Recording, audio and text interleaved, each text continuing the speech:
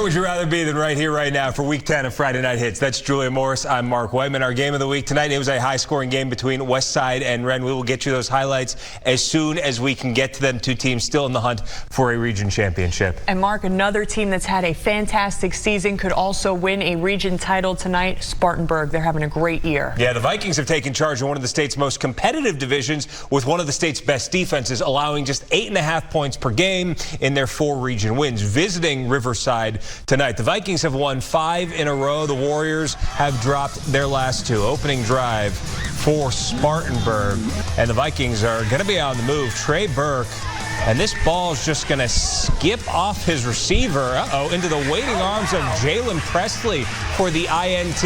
All right, I got to shout out Brian and the Riverside Chain Gang. There we go, first down. Those fellas always working hard. Warriors can do anything with the ball when the Vikings get it back. Trenton Lynch, Skoll, Vikes cruise to 5-0 in region play, 56-20.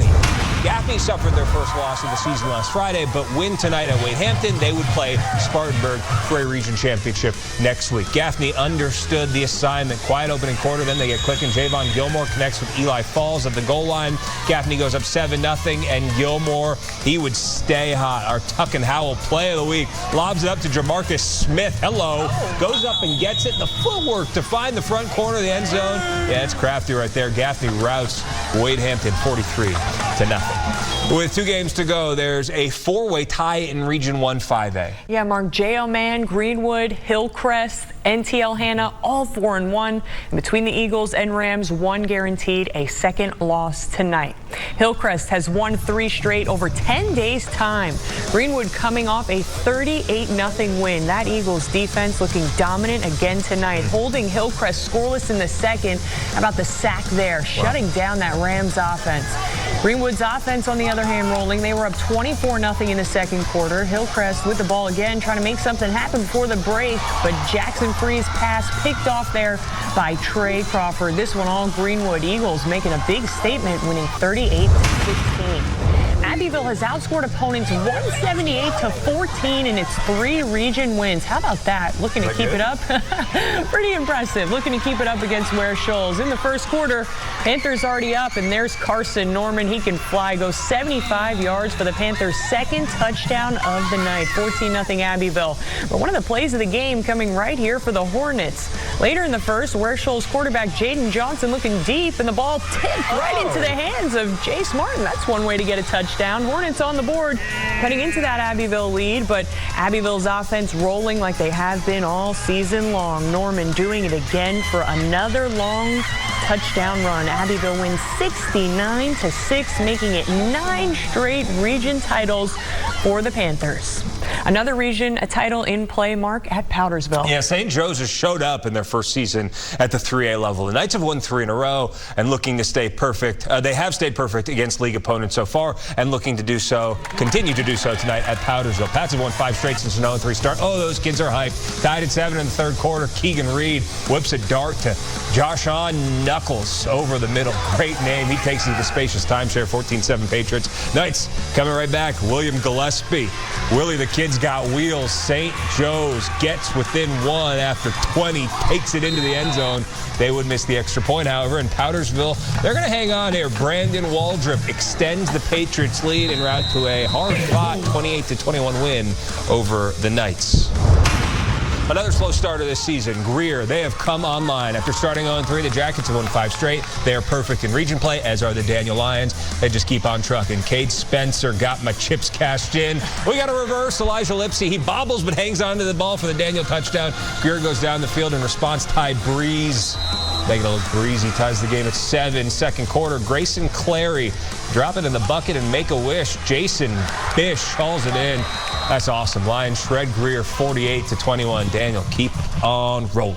And Bowling Springs and Burns getting together tonight. Yeah, the Rebels have won 5 straight against the Bulldogs dating back to 2017. 5-2 Bulldogs, though, enjoyed a massive win last week. Burns hoping to shake off a big loss of Spartanburg in the first scoreless game. Bulldogs striking there. Javen Chim scoring the first points of the game. Bowling Springs up 7, but Burns quick to answer. Trey Segarra, who's missed a lot of time this season, coming back in a big way, rushing for a touchdown there. ties the game. Then in the second, deja vu at Sagara again. Burns grinds out a win over Boiling Springs 27-22, and that's Reggie Shaw's 60th win as Burns is head coach. Yeah, big win for him. TL Hanna hasn't lost since September. The Yellow Jackets visiting Malden tonight. TL Hanna getting on the board first. I was at this game, Mark. Yellow Jackets cheerleaders cheering, "We want a touchdown," and then on the very next play, they get what they want. Antonio Hatton makes the defense look silly there.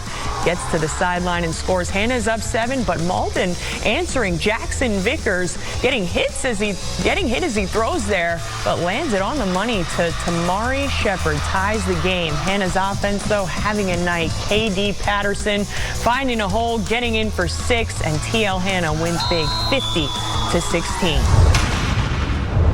Christchurch has won 3 of their past 4. They went down to Williamston to kick off against Palmetto. This game is in the 3rd quarter. Palmetto up 3-0.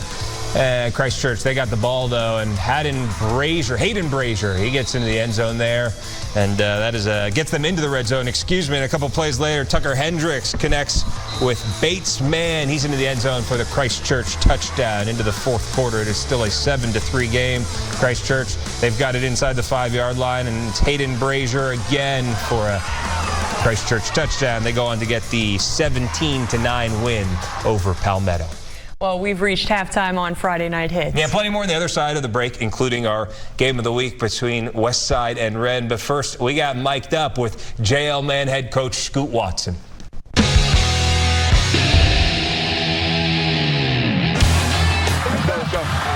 Let's go, baby. Hey, it wasn't no fake. Don't run into the kicker, man. We're trying to get off the field. Jog off the field. They got to make sure they stay with their guy. Score, hand the ball to the ref, get off the field. All right. Stay outside. Watch the ball. Woo! Boy, that was pretty right there, boy. That's a pretty sight. They ain't whining and complaining tonight. Let's go.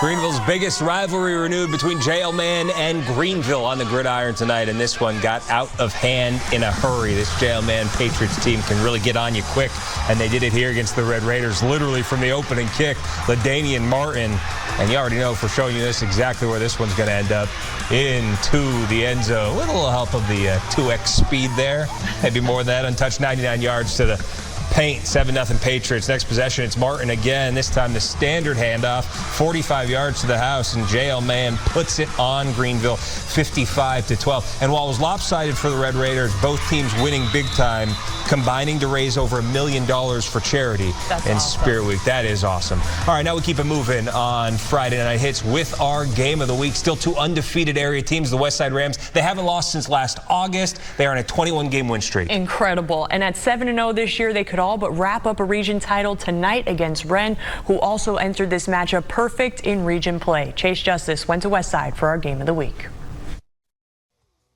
Our Week 10 game of the week takes us out to the Electric City, where the undefeated Westside Rams are playing host to the 6-1 Wren Hurricanes. With a win, the Rams lock up the region title for the 2nd straight season. Early first quarter, first drive of the game for Westside. Sherrod Hot Rod Richardson is in for 6. The Rams jump out to a 7-0 lead. Just minutes later, Westside gets the ball back, and check out the Gamecock commit. Cutter Woods airing it out deep to Armani Weaver. He gets 2 feet down. Coach Lane's fired up about it, all Westside early on.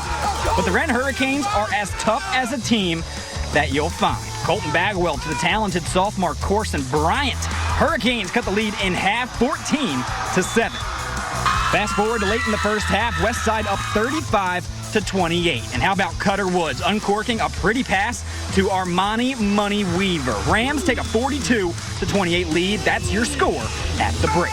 Wren would make this game interesting late in the 4th quarter, looking to make it a 1-score game, but there's Sherrod Richardson tipping it to himself. Rams secure their 2nd region title in as many seasons. Final score 56-34. And we're feeling good, man. Our ball club does what they do, and I'm excited about what we got going on here. And man, I love it. Proud of my guys. Kept our cool.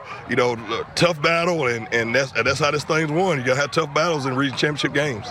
The Westside Rams will look to complete their undefeated season at home when they host the Southside Tigers, while the Renton Hurricanes will close out the regular season on the road against the Emerald Vikings.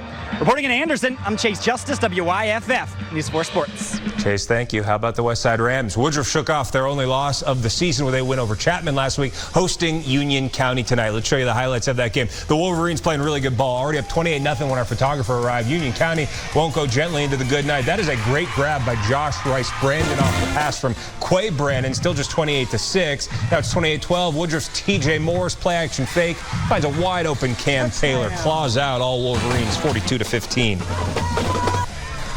Dorman has gotten its season back on track with 2 straight wins, handing Gaffney its first loss of the season last week. The Cavaliers wrapping up their regular season tonight in Roebuck against Eastside. First quarter, Dorman senior running back Najee Fowler having himself a night, puts the Cavs up 7 with that touchdown. Just a few minutes later, he scored again, and Dorman comes out big over the Eagles, 35-7, the final score. 8-1 BHP has won their last 5, a win away from wrapping up a second straight region title tonight. First quarter, BHP already inside the 5. Noah Thomas hands it off to Clemson commit Marquez Henderson, who walks it in for the first points of the game, puts the Bears up 7. They also had a special teams play a few seconds later, blocked the punt, turned that into points, and the Bears go back-to-back with their second straight region title, 49-0 over the Razorbacks. In 2A football tonight, the regular season finale for both Landrum and Chesney. Eyes on the sky and the battle of the birds from Sky 4. Landrum Cardinals, Chesney Eagles. Offenses, they weren't soaring early, but they finally get it going. Landrum trailing 3-0. Ty Foster wings it out to A.J. Medvar. What a throw. 61 yards for the Cardinals, score 6-3 after the missed extra point. Here comes Chesney, and there goes Jaden Williams through the contact into the end zone, 44-34. Chesney on top. Berea coming off their first win in more than a month at home against Blue Ridge. The Fighting Tigers up 20-6 at halftime. They were piling up points. KB Henderson finds a crease, makes a man miss, takes it to the paint, and Blue Ridge gets a 48-20 win over Berea. Easley was looking to snap a 5-game losing streak Friday. The Green Wave at home hosting Woodmont. The Wildcats also looking to rebound after a loss to Hillcrest last weekend. First quarter, Woodmont's Ezekiel Belcher calls his own number, and check out that speed. A 30-yard gain, and on the next play, Belcher would score again. This game a close one, but Woodmont gets back on the winning end with a 38-35 win. Mark. Well, what a great night of high school football. Remember, we'll have all the games again on our website if you want to watch any of them again. But for Julia and Chase, our entire hardworking team, thank you so much for joining us. We'll see you next week, same time, same place.